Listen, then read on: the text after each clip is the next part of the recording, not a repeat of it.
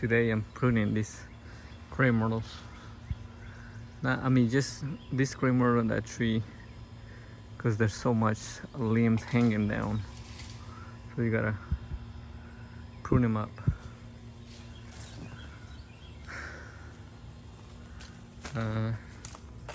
That Bradford pear tree, see all those limbs are kind of hanging a little bit. It's cleaning all that.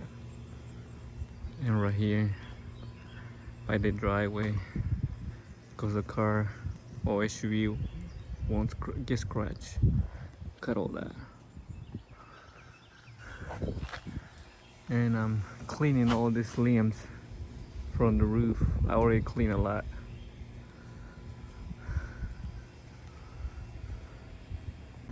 It's first time me using this little thing.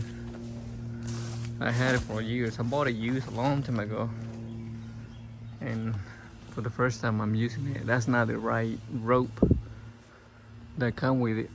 I put this one, it's too thick. This is perfect though, it helps to reach way up there. I have a 8-foot ladder that I'm using, so I was trying to see if I can reach everything with this. It's about 12 feet maybe now.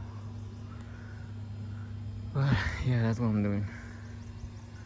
So let's keep going, man.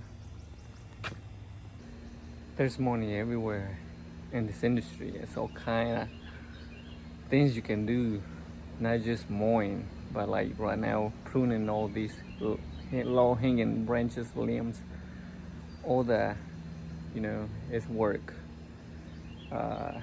Trimming shrubs, all kind of type of work, guys, that you can do. So much to do, and everything, and one client, one customer, you know, produces cash coming in, because that client, once you get the client into your schedule, you get lawn maintenance, you get trimming, you get pruning, and then you can get pine straw or mulch or sod. A lot of work, guys. So yeah, it's a lot of good things. All right.